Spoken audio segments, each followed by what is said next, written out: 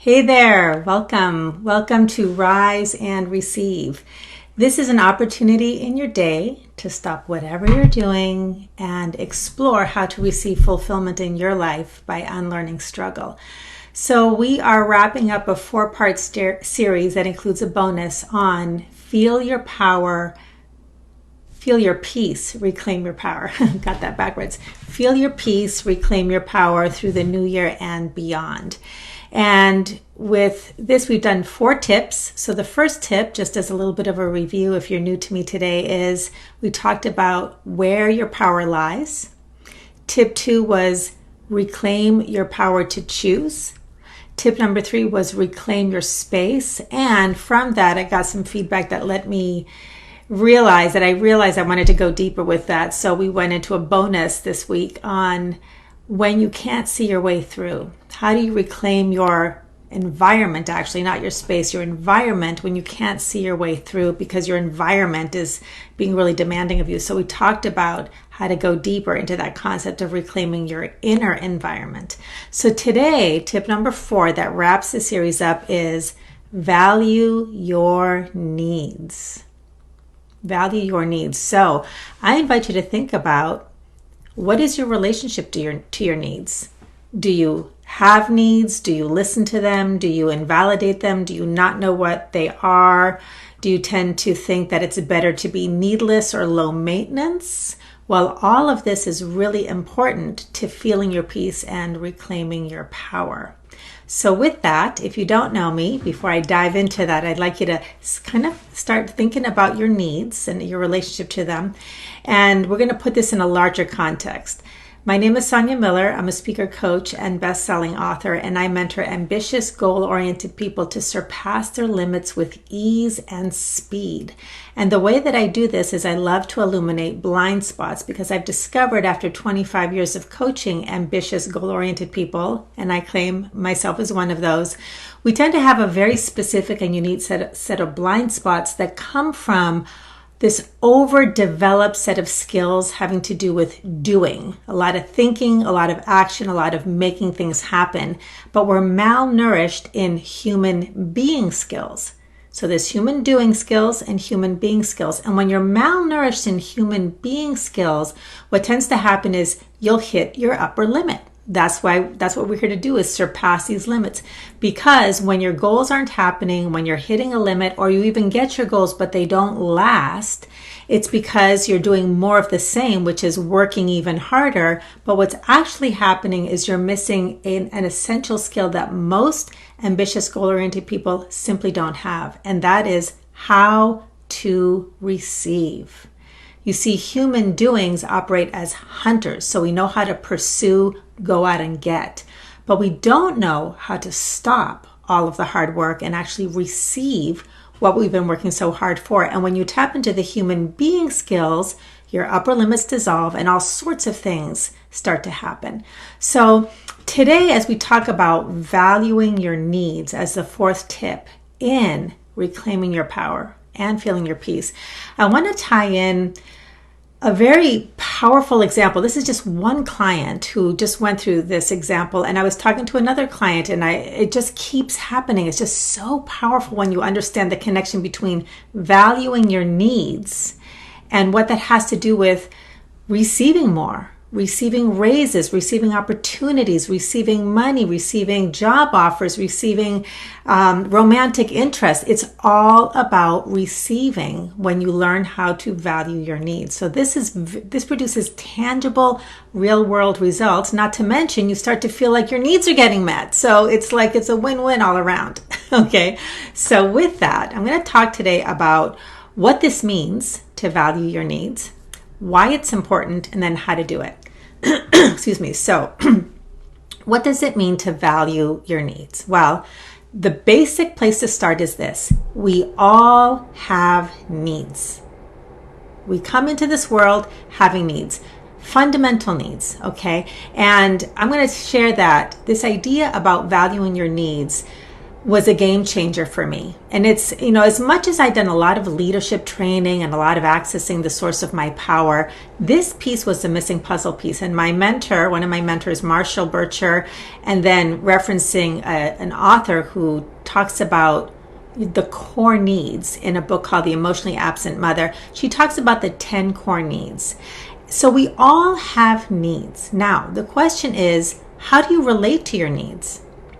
When you're a human doing, or I shouldn't say are operating as a human doing, and you're really in hunter mode, if you think about it, your relationship to your needs is, I really don't have a lot of space for it because it's a distraction. If you're a hunter and you're pursuing a target, then you need to kind of disconnect from hunger and pain and discomfort, because if you get distracted, the woolly mammoth could kill you. It's win or lose. Okay, so that sort of orientation is very tunnel focused, very single focused, and we block things out so that we can focus on the target. Okay, but when you're a human being and you want to really start to understand the power of needs and wants and feelings and sensations in your body, because we don't understand how that could ever be useful or powerful, then that becomes a distraction and things get messy. So we develop this distorted relationship to our needs. And what happens in human doing mode is we've gotten valued and validated for things like being low maintenance and being needless, right? Just so that we can be productive, because the human doing is valued for productivity. Now, the human being is valued for presence. And when you start to tap into the power of presence, you start to open up to receiving much more of what you've always wanted. Okay, so what does it mean to value our needs? First of all, we need to understand that we all have them, that there are core needs, and that they're just a part of who we are. Okay, now, why is it important to value your needs? Well, everything that we talk about, and my company name, by the way, if you don't know, is Shifting into Surpass Your Limits, but Success for the Soul has been the name if you're confused when you hear me say that. So here it's Surpass Your Limits and Success for the Soul while we're in transition. One thing that is the foundational principle that we stand on is your consciousness creates your reality. Your consciousness creates your reality. So, to the degree that you are able to value your needs and then nurture your needs, you are able to receive, and here's the punchline, simply because you exist. Now, when you're in human doing mode, what's actually happening is you've learned that you can receive in exchange for something. I'm productive, I do something, I provide supply, then I can receive attention, approval, recognition, acknowledgement, feeling valued, feeling appreciated. So it's always transactional. The thing about transactional value is it works, it's fun to get things done and produce something, but if you're tired of working hard, if you're only able to receive so much of the things you want, it starts to move into innate value. And another way of thinking of innate value, which a lot of people understand, is this idea of, I'm worthy of this. I don't have to do anything for it. I don't have to earn it. I don't have to work hard or harder. So nurturing is that. Nurturing is you receiving from you hearing a need, feeling a need, and responding to that need and taking responsibility for getting that need met as best you can. Now, it doesn't mean that you're the one who always meets the need, and it doesn't mean that there won't sometimes be a need gap, but you're responsible for paying attention to those needs. And just by giving attention to those needs, just by being willing to nurture them, what starts to happen is you start to receive from yourself simply because you exist. Not because you waited enough, not because you earned it, not because you worked hard, but because you matter. Your human beingness matters. Your needs matter. Your feelings matter. That is receiving for no reason at all. That is receiving simply because you exist, or as I like to say, reasonless or unconditional receiving. Now, when your consciousness becomes, I receive simply because I exist, that's what creates your experience. That's what you allow into your experience. So you start to receive and invite from the kindness that's always available right here, right now, rather than the consciousness of, I will receive when I've produced enough or supplied enough, which creates separation, which creates disempowerment, which creates frustration. Okay? So that is why it's important. When you start to acknowledge your needs, value your needs, nurture your needs, you nurture the consciousness of reasonless receiving simply because you exist. So that's what, that's the why. Now let's talk about how to do this. How do you nurture your needs? Number one, I'm going to invite you, if this speaks to you, to consider that you are not alone, that you are never alone. You actually are in a relationship. Whether you have a romantic partner or a significant person in your life, you are in a primary relationship with yourself. That's a novel shift for many of us, because if we are not partnered or unattached, or in some ways we perceive ourselves to be alone, even if we're surrounded by people, we can feel alone. Think of it this way. You're not alone. You're actually in a relationship with yourself. And that relationship is expressed in terms of how you treat yourself. Okay, so that's the first part. You are not alone. You're in a relationship with yourself. The next one is being in this relationship with yourself. There's a part of you that's going to observe that you have a need, and there's another part of you that's going to feel the needs.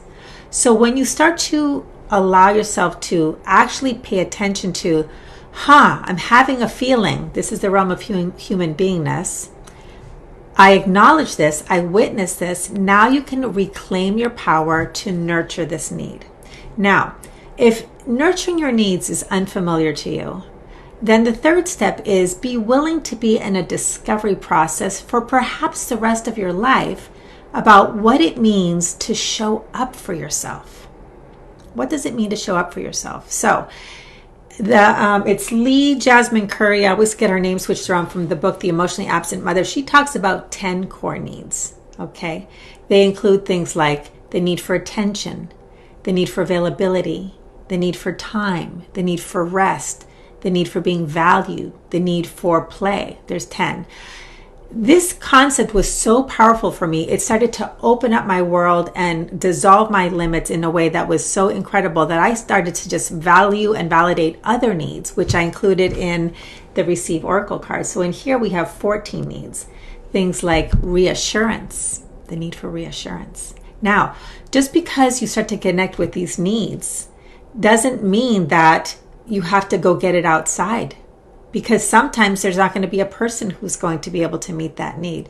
As a matter of fact, as long as you're looking for the needs to always be met outside of you, and to replace that parenting component to that inner child that maybe didn't get their needs met, then you're still going to be chasing and hunting for something and having the consciousness of separation.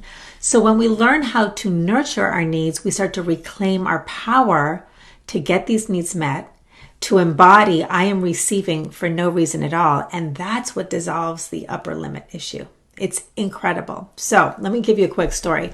I have a client who's a high-level CEO, and we've worked for a while, and she finally manifested this incredible work opportunity, this career opportunity, where she was in the place of negotiating the contract. Now, we all have upper limit issues. It doesn't matter how successful we are. You know, the Michael Jordans and the Tiger Woods and the Olympic athletes, we all have upper limit issues. So we all have coaches. So this is not a sign of weakness that we can't connect to our power, even if we have an outward appearance of power. It's just about surpassing our limits, right?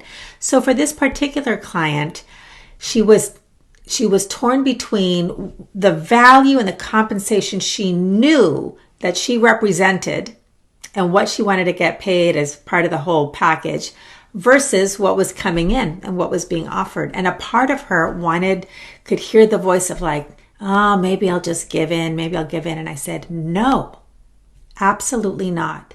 Now we took our attention off of the outer world of negotiations and money and contracts and percentages. And I said, turn within.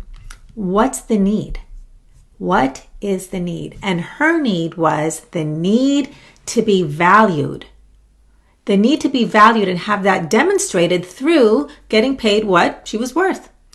So all of her attention now went on nurturing this need. And I'm going to show you one of the cards that she kept meditating on and practicing the affirmation around. This card from the Receive Oracle card deck is Receive Your Value. Looks like it's kind of fuzzy. But anyway, here's the mantra or the affirmation. I am willing to believe that my needs and wants are good and valuable.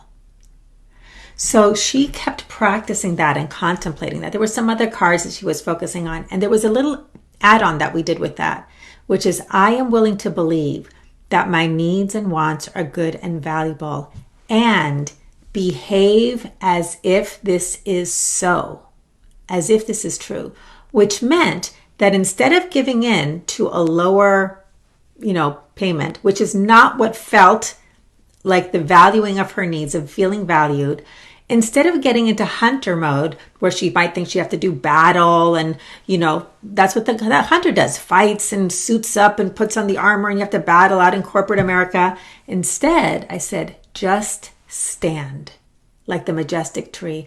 Just stand, occupy your space, stand in your value and keep nurturing this need, acting as if it's so. I'm willing to believe that my needs and wants are good and valuable. Well, she got a package she even had the inspiration and the self-valuing to actually come back with a counter. So she got a sweet deal, so much better than she was going to give in if she didn't know how to nurture that need to be valued. And she's very fulfilled. So these kinds of things happen all the time, but it's just so incredible when you finally stop the doing, because you can't get beyond your upper limit and you start to nurture those being skills. Now you've tapped into your power. Remember, tip number one, where does your power lie? In consciousness. She did all of this work in consciousness, nurture the needs. She reclaimed her space. She exercised the power to choose. That was tip number 2. And it came in. She was able to receive more and better than she ever imagined. So I invite you to try those tips on for size. I'm going to include the links to all of these tips all in one place, above, below, Facebook, YouTube. Check them out. See if this helps you connect to your power, to feel your peace, and to surpass your limits. So if this was helpful, please like, please share. It helps me reach the people that I'm here to serve. If you're on YouTube, subscribe to the channel. I'll let you know when I release a new video. And next week, I'm going to start a new series at Rise and Receive. It's going to be all about the different ways that we resist, all the different ways that resistance shows up and blocks the flow of abundance. So I hope you'll come back and join me for that. Have a great rest of your day, and I'll see you at the next Rise and Receive. Bye, everybody.